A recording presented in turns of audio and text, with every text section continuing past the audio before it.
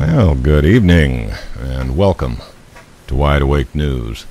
Let's see here. It's Monday, so no Charlie McGrath right now. I think you'll be hearing from Charlie a little later on in the show, but this first hour is the Alternative Energy Hour. And tonight we're going to do something a little bit different. I've got Sterling Allen online with me, and we've got Dr. Patrick Flanagan tonight as our special guest. First of all, I would like to introduce Sterling Allen, let him get on here and do just a little bit of blatant self-promotion.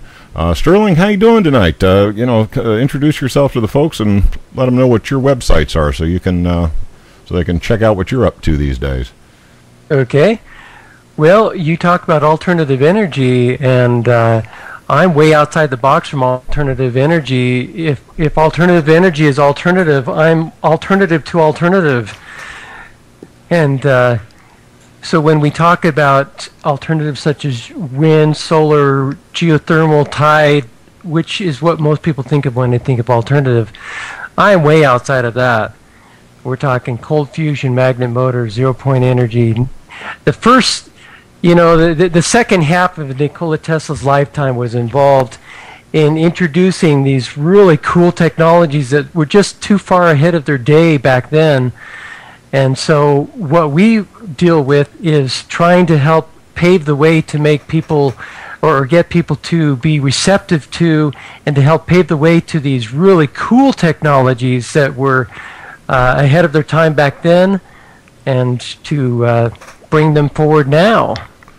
Well, now, tonight we've got a guest that frankly you introduced me to. We had Patrick on the Smart Scarecrow show Thursday on the audio-video JTV production.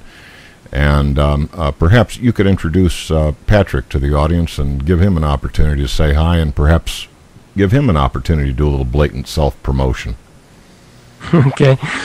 Well, I haven't even mentioned the website yet. We run what's called freeenergynews.com, where free energy refers to energy sources from the environment that are free for the extracting, but the devices themselves are not free, of course.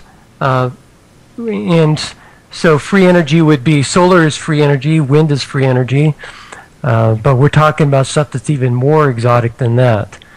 And in the world of exotic free energy, Nikola Tesla is the man of the hour. He's the epitome, paragon, man who brought AC power to the world. It's the bedrock of modern civilization. AC, fluorescent lighting, radio.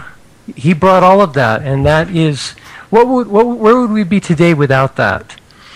And he died back in '43 for about a little while, and then he was reincarnated, supposedly, I believe he was, as Patrick Flanagan.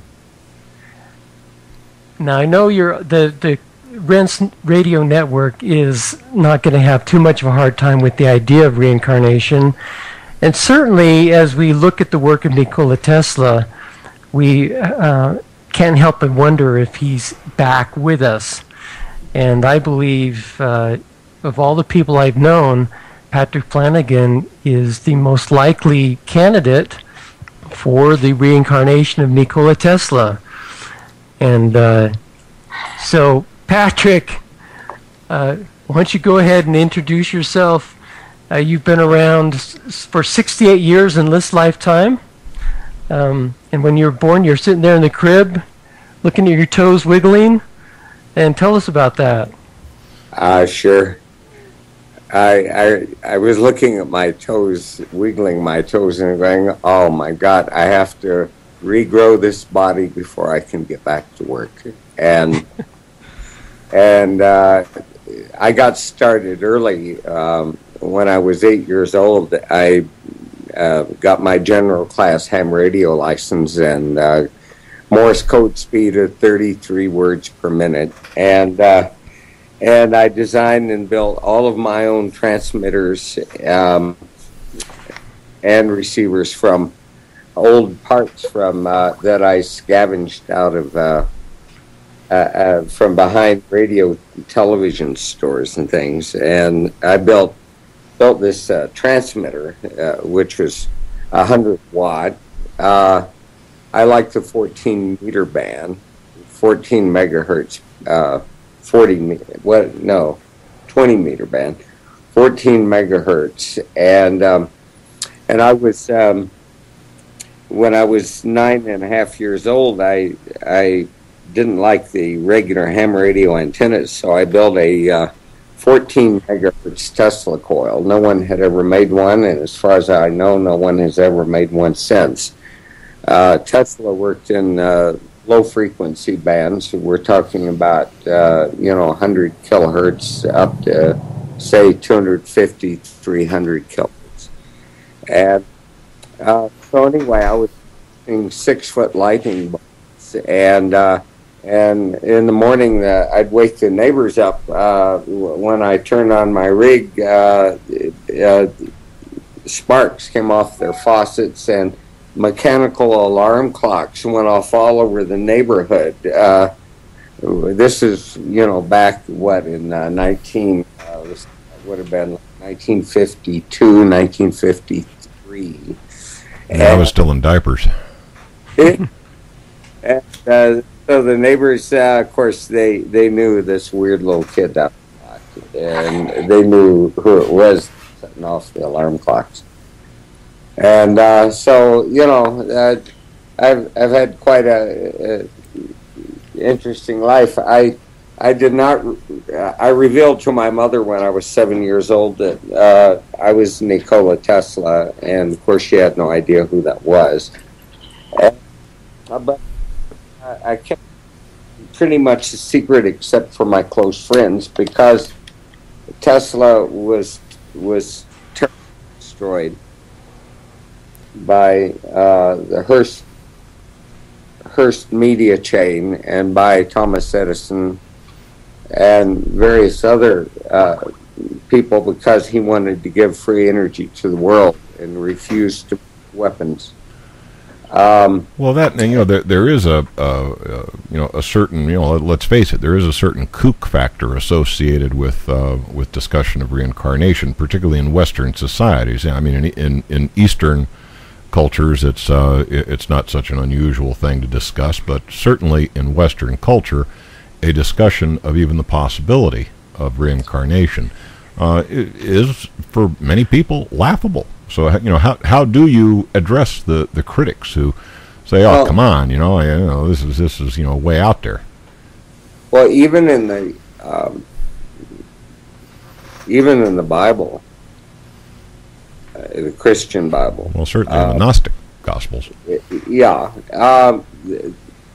reincarnation is there. It mentions it. I can't quote you the verses and so forth right now, but one of them was said that Paul was somebody else, but it just briefly says that. And what happened is that certain verses were removed from the Bible in the year 321, and about reincarnation. Reincarnation. If you can born once, that's a miracle, and being born twice is certainly not any more of a miracle than being born once. I mean, it's a miracle. Birth is a miracle. And my son, when my son was 3 years old, his name is John Patrick Flanagan, and when he was little over 3 years old, he said to me, "My name isn't John Patrick." And I said, "What's your name?" And he said, "My name is Wing Angel." And he said, "And my wife, Smokey Angel, lives in Cocoa Beach, Florida." And he said, "And I'd like you to call her." So we called information and got hold of Smokey Angel in Cocoa Beach, Florida. We flew to Florida. We rented a car. We drove up to Smokey Angel's house. Wing went in. He goes under the name Wing. He doesn't use. He was like 3 years old, right? Yeah, he's 3 years old. And when he was little, I had a gold Rolex watch, and he won it, so I'd give it to him, and he'd play with it, and then I'd want it back, and he'd say mine, and I'd go, oh, it's mine, and he'd cry, and I had to prise his fingers off one at a time and get back, and he'd cry and say mine. And so anyway, when Smokey, by the way, said that her husband, when he died, said that he'd come back to her. So she wasn't surprised, which is all the more amazing. And so she brought out a cigar box. And no, when you go to his house, you said that when she showed up, or when he showed up at the door, he gave her a hug, and she said. Go ahead. Tell him what he said when she showed up at the door. He said, "Where's my stuff?" And so she went and got this cigar box, and she opens up the cigar box, and the very top thing was a gold Rolex identical to mine. And so anyway, and they started talking about old times right away, like, remember this and remember that, and so we packed Smokey up. She was in Florida. We lived in Los Angeles. And so we flew Smokey and moved all her stuff out to Los Angeles. And she moved in with us and became Wing's nanny. And they slept in the same bedroom, in the same bed. And he'd walk around holding her hand. And he'd tell everyone, this is my wife, Smokey. And they'd all laugh and think it was very cute.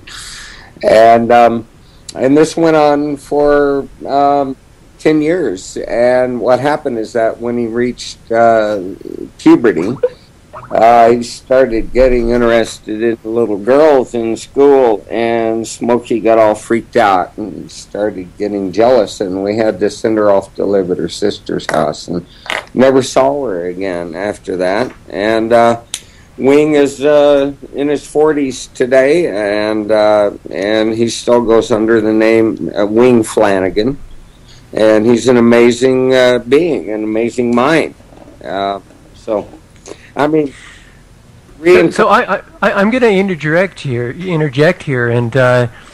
here's a guy who is 68 years old now, and has memories of his lifetime as Nikola Tesla, and the beginnings of his lifetime did amazing things which parallel the lifetime of Nikola Tesla, and this is all documented in newspaper articles. He invented a nuclear missile launch device, a detector. Tell us about that for a second. Sure. I was born in Oklahoma, but we had moved to North Dakota, Montana, and moved down to Houston, Texas when I was 12. And when I went into school, they said we have a big all-city science fair, all grade levels, all the way through college. And if any one of you want to enter the science fair, you got to do a science fair project. So I built this nuclear missile atomic bomb detector, and I was able to locate a missile launching an atomic bomb test anywhere in the world with pinpoint accuracy. I had a little alarm go off, and I was able to locate it. And anyway, so what happened is that I listed all the things that I had detected in the science fair, and I won overall the entire science fair, all grade levels, all the way through. And of course, that was, like on the weekend. And then on Monday, I was in study hall, and the principal came on, and he said, "Well, Patrick Flanagan, come to my office immediately. The Pentagon is on the telephone." And I went principal's office, and there was a general from 5-star general from the Pentagon on the telephone, and he said, "Son, we're sending a team from Wright-Patterson Air Force Base down to talk to you because we want to know how you know all this stuff about what we're doing." And they sent a whole team down, and they took my guided missile detector away, father and I signed a non-disclosure agreements that said that if we disclosed any details of the invention, that we could be charged with treason and penalty is death by hanging or firing squad. And that launched my career. And as a that was when you were what, 12 or 14? How old were you when you built that? I was 12 years old. And I worked for the Pentagon. I didn't work directly, you can't work directly. I worked as a contractor for the Pentagon under Pentagon think tank out of Stamford, Connecticut, called Hike Research. Head of that was William O. Davis, who was head of the Office of Scientific Research for the Pentagon. And my career was launched for that. I had wanted to be an astronaut. I was a pilot when I was a kid, and all kinds of things. And it just goes on and on and on. And so you didn't let people know, generally speaking, that you believed you were Nikola Tesla. You pretty much kept that quiet. Yeah.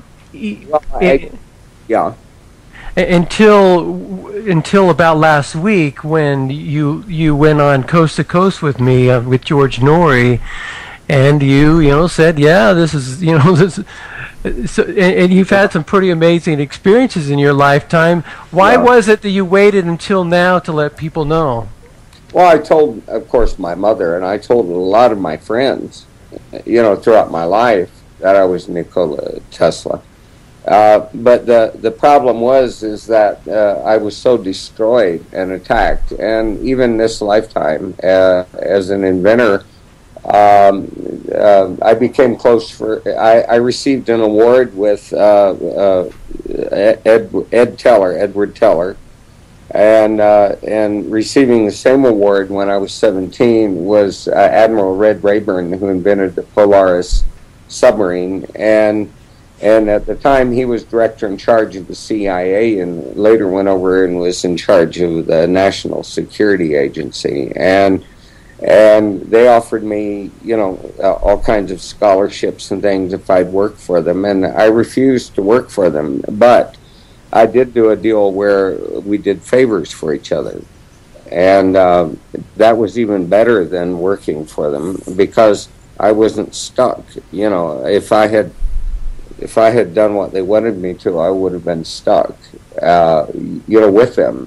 They told me I could retire in 5 years if I would work for them under contract. And somebody told me, I always wanted to be James Bond, but somebody told me that if I signed the contract, that they wouldn't let me go after 5 years, that I'd be working for them forever. And I had all kinds of problems in my life. I mean, my life has been James Bond. But the thing is, I didn't tell anybody that I was Nikola Tesla, because, there have been 3 attempts on my life that are documented. And now there's no attempts on my life, because they like what I'm doing, and they want to continue to, receive what I have available.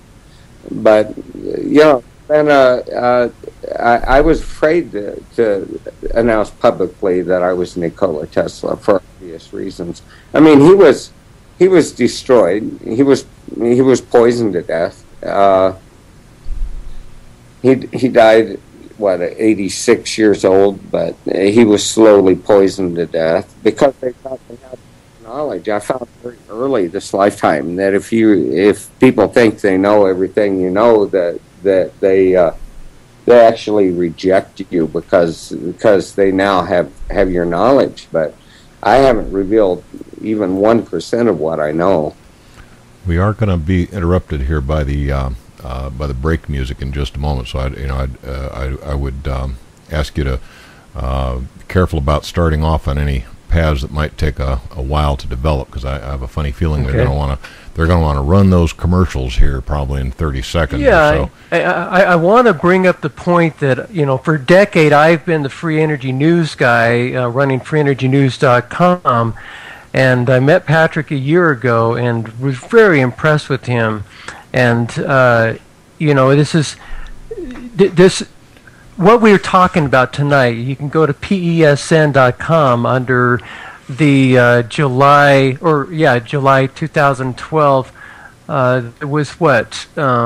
Today's 16th. That was July 10th on Nikola Tesla's birthday. We did this program. There's the music. Folks, please do hang in during the break. I think we've got about 6 minutes of supporting our sponsors who make it possible for this broadcast to go out there. So we'll be back right after the break. Alrighty, well, I am thoroughly refreshed from that break. What do you guys manage to refresh your drinks? Do whatever you had to do. Can we press back on? Sure, absolutely. Alrighty, I think during the break, we were mumbling a little bit about Tunguska. Is that a topic we want to get involved on? I mean, is maybe later on. I had somebody brought it up in the chat room, and I was. We were kind of running that one back and forth a little bit. Sterling, what do you think would be on the hit list? I'd like to pick up where we left off. What I'd like to do is we kind of just jumped right in the deep end on this, and I kind of want to bring back to the forced view. We've kind of the broad picture, so to speak, and go from there. Nikola Tesla is my probably number one hero in terms of what he did, and he's right there front and center on our website at pezwiki.com, where we cover these cutting edge clean energy, exotic free energy technologies. And now that I've kind of come full circle and met Patrick Flanagan and learned about what he's done in his lifetime, and the likelihood that he was Nikola Tesla is very keen, in my opinion. And so I want to direct people to the story that we did on July 10th, Nikola Tesla's birthday, in conjunction with the Coast to Coast appearance, which is the first time that Patrick come on Coast to Coast. He's got a lot of people who have been itching to have him on Coast to Coast for years, from trying to get him on. And we finally got him on this Nikola Tesla reincarnated slant. And he was really a hit. I think by the time the show was over, George Norrie went from saying, it's very likely and very interesting from the stuff that I sent by email and having interviewed him, to, basically looking at it. I think he's pretty much sold on the David Wilcock being the reincarnation of Edgar Casey, and I think he now looks at Patrick Flanagan, the same ilk, as being pretty much a slam dunk, being the reincarnation of Nikola Tesla. Wouldn't you say that was kind of where he came from by the end of that interview, Patrick? Oh yeah, sure. Yeah, and the audience, and where I'd like to go in the second part of this is, let's talk about what Patrick Flanagan done with his life. We talked about kind of the beginning of your life, which very much seemed like a continuation of the life of Nikola Tesla. But you've kind of gone a different direction with your lifetime than you did in the Nikola Tesla lifetime.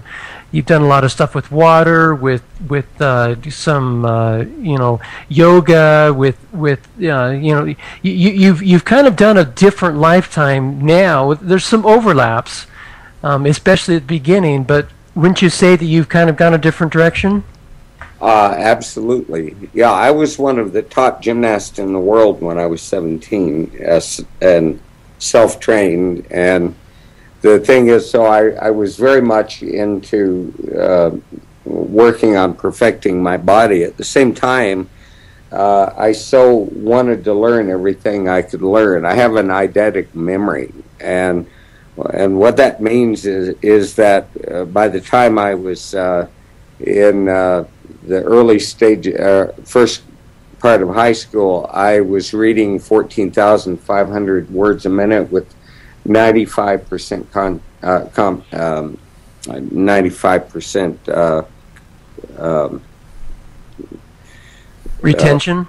Retention, yeah, and the result of that was that I had read thousands of books by the time, as I grew older. I had read thousands of books, and I call myself an encyclopedic synthesist because I know a lot of things about a lot of stuff, and the result of that is that my mind, without my doing anything about it, thank God, is able to find connections between sciences that no one else knows about. For example, astrophysics versus biology. Astrophysics has been working on negative ionized hydrogen forever, and Nobel Prize was given to Chandrasekhar for the discovery, the chemical reaction on the surface of stars where hydrogen takes on an extra electron, causes all the light to be emitted that we receive from the heavens and from our own sun.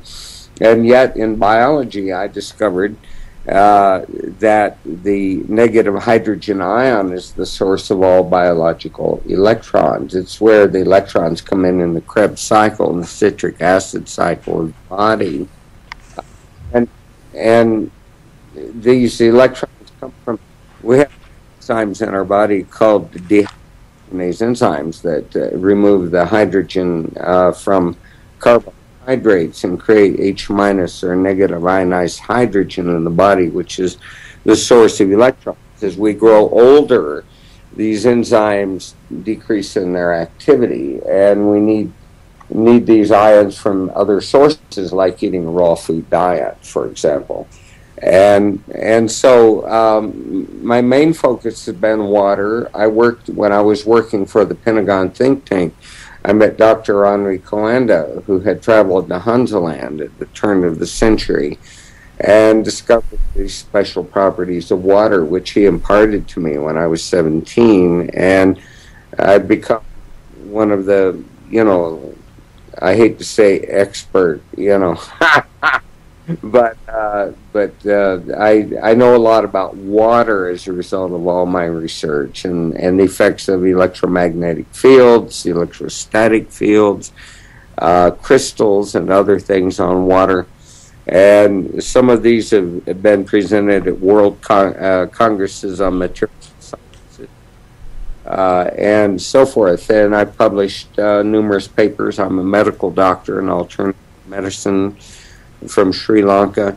And like I say, published in numerous peer-reviewed journals. So I am... Yeah, if I could interject there just really quick, it seems to me that one of the most obvious credentials in the most recent times of your work on water is your recent trip to China, which you went on shortly after you and I met in Costa Rica it was about April-ish of 2011. You then went on a trip to Japan, where you were honored. You gave a lecture in the Hall of the People, which they usually don't have people do unless they're dignitaries of a political bend. And you went there, you gave a lecture talking about what you'd done, and they honored you with an award there, and you were primetime news for about 3 weeks after that. And your water is now used in the Olympic Village and is sold there. So go ahead. Sure. Well, that's the Hall of the People, and normally only presidents talk there, heads of countries. And so it was an honor to be there. And like I say, at the Olympic Village in Beijing, they have a special display of my products. One of them is a pill called Mega H or Mega Hydrate, which gives these negative hydrogen ions to the body. It's the most powerful antioxidant, and we have shown that it extends the lifespan of cells by 4 times, extending the length of telomeres. And there's a whole big thing on telomeres and telomerase, big deal on it right now. And we've been doing this for a very long time. And yeah, go ahead. No, that's very exciting stuff. I actually had some background in microbiology, biology, and water myself. Before I got involved in alternative free energy technology, and so a lot of that stuff really resonates with me. It's very exciting stuff. The health benefits of this is hydrogenated water. This is a water with a silicate, something you referred to it, I think, in one of your discussions as a silicate buckyball that carries a negatively charged hydrogen ion. Right. Carbon and silica have virtually identical physical structures, and we are carbon-based organisms. However, that said, water also has a similar structure, and I've developed a form of silica buckyball, and we have two products. One is called Crystal Energy, which you add to water, which increases the flow of water and nutrients across cell membranes 2.5 times better than plain water, and then we have the hydrogen product, which they're selling in China, and the hydrogen product is the silica buckyballs with negative ionized hydrogen inside. And so we've got, it's a whole. You could do hours and hours on that by itself, and I don't want to take up my time promoting my products. The topic that seems to be coming up, perhaps we can address this from a roundabout way. I've got a number of people in the chat room here who, of course, are accustomed to me coming in here talking about energy alternatives and exotic energy, forms of exotic energy. Do you have a message of hope for these people that such things might actually be possible, and if so, could a real exotic free energy device be constructed by someone who was so inclined? Absolutely. A number of these devices have been constructed. Some of the people who constructed them have been murdered. It wasn't time for them. And Tesla, of course, as Tesla, I had this technology, one form of it. There are multiple forms, magnetic forms.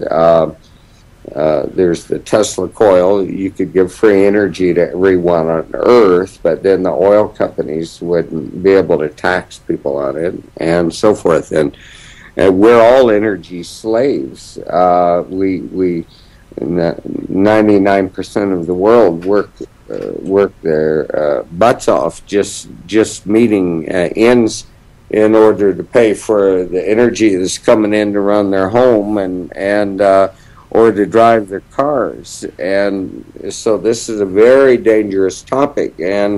But what's happening is that the world situation now is such that let me jump in really quick before you finish that thought. That's one of the reasons why you kept quiet on this publicly all this years until now, right? Absolutely. That's why I kept quiet, because, well, for that reason, one of the things that you might be able to clarify for me, it's kind of always been a nagging in the back of my mind. I mean, I do have some modest education in electronics theory as well as electrical theory, and of course I'm sure you're aware of the dichotomy there between their explanation of what's going on. But I've always had it stated to me that electricity goes through a copper wire, kind of like water goes through a hose. And I've always kind of scratched my head and said, how do those little bitty electrons make it past all those darn copper electrons? What is the fundamental nature of electricity? Is it indeed particles going down a wire, or are we talking about some kind of a wave form? I keep thinking of it in terms of a wave form. Not exactly, but all the equations of electrical science are actually based on the equations of hydraulics. all of these equations are based on hydraulics. Virtually all of them. I don't say all of them, but Tesla. High frequency electricity travels not on the surface of wires, but in the wire, but on the surface of the wire. And actually, all the energy is taking place outside the wire. Even DC electrons. The problem with the electrons flowing through a wire is that it actually isn't flowing like water. They're bumping into each other and bumping into atoms in the wire and so forth, and they move slowly, but there are similarities here. Well, keep going. Yeah. Okay. Well, basically, so it depends on what we're talking about. When we're talking about, Tom Bearden's a friend of mine. I spent a week at his house back in the 70s. Tom Bearden has written some wonderful things about it. Tom Bearden's an amazing theoretician, amazing physicist, highly trained, and he's written a lot of good. And John Bedini, has written a huge amount of stuff on it and done some really wonderful work. There are all kinds of people out there who have developed these things to a certain point, and no one understands longitudinal waves versus transverse waves. We're talking about wave functions now. And yeah. Would you say that Carl Paulsness has a pretty good grasp on it? I would say so, yes. Yeah. He's one of the leaders. I interviewed him in preparation for my show on July 10th, right the day before a couple days before I interviewed you. And he's one of the people that I, have in my hip pocket, so to speak, when I have questions about Tesla technology before I kind of came across all of your work. And so he's really keen on that as well. He made the same comments about Bearden and Bedini. Now, for those who are interested in pursuing experiments that involve transverse waves, I'm of the impression that a left-hand twist Mobius coil is a key component. You mean longitudinal? Longitudinal waves. I'm sorry. Yep. I claim old-timers disease here. Longitudinal waves can have left-hand, right-hand spins. They can be plane polarized, just like sound waves. Sound waves are longitudinal acoustic waves, and the thing about it, Eric Dollard, Eric Dollard is absolutely brilliant and has duplicated a huge amount of Tesla's work. No one ever mentions his name. Oh, I've mentioned him once or twice. Oh, have you? Well, love to get him on my show, but he's I think he's living in an undisclosed bunker somewhere. Yeah. Well, I have a way of getting in touch with him. Oh, he would be one that I would definitely like to talk to. I have featured some of his work on my shows in the past. As far as I'm concerned, the guy's absolutely brilliant. Well, he is brilliant, and so there are a lot of brilliant us out there, and so I'm not the only guy. I'm just happen to be one brilliant. They say I'm brilliant. That's okay. That's okay. You toot your own horn. I told you were allowed to do some blatant self-promotion. Nothing wrong with that. I do it all the time. I mean, if I don't toot my horn, who will? Well, that's it. I had to learn how to toot my own horn because no one would even know who I was if I wasn't really good at it. Well, if there was one of your inventions, we're starting to run low on time here, so I want to make sure I cover this item. You have some 300 inventions to your credit. In this lifetime. If in this lifetime, yeah. If there was one that you really, really, really felt gave you ultimate bragging rights, which one are you the most proud of? A device called the neurophone.